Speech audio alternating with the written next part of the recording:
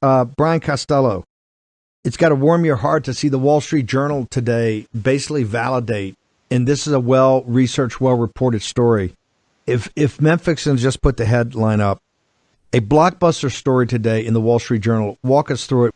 Yes, Steve. It's actually Kate O'Keefe from the Journal. It's actually some pretty good reporting besides your outlet and a couple others on the Sequoia China stuff. So what it basically lays out is how the National Security Council and Kurt Campbell had been working with Sequoia to unwind its China operation.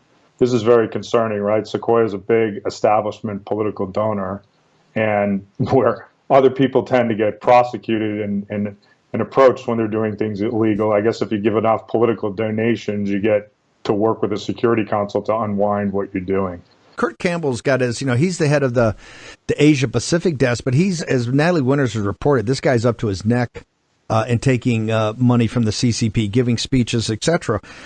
They were so nervous about what you were taking to people that they basically went to these guys and said, correct me if I'm wrong, is what this story says, is that you've got to break this thing up, and this has got to stop being so easily traceable, because Sequoia is taking the cash and funneling it back to the Democratic Party, Republican Party too. But that's what caused Colonel Derek Harvey to initiate the investigation of the House Intelligence Committee. It got too hot. This was a protection racket for the guys that sold our country out to the CCP. That's the heart of the story, is it not, sir? Yeah, it was hide crime, hide crime, hide crime. Wait a second. This guy knows we're hiding crimes, and he's still raising $9 billion from U.S. investors, which is going to result in $2 trillion in companies in China aligned with the Chinese industrial plan. One thing not referenced in the article, so if you see that, Kurt Campbell, who's on the National Security Council, is dealing with a guy at Sequoia Capital named Don Vieira.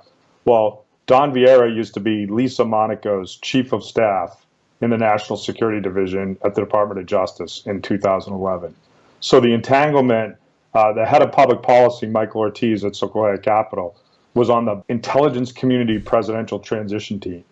So we have, two apparatus people put in Sequoia Capital for exactly this reason, to buy off Washington and make sure their employment of a member of the Chinese government is not confronted.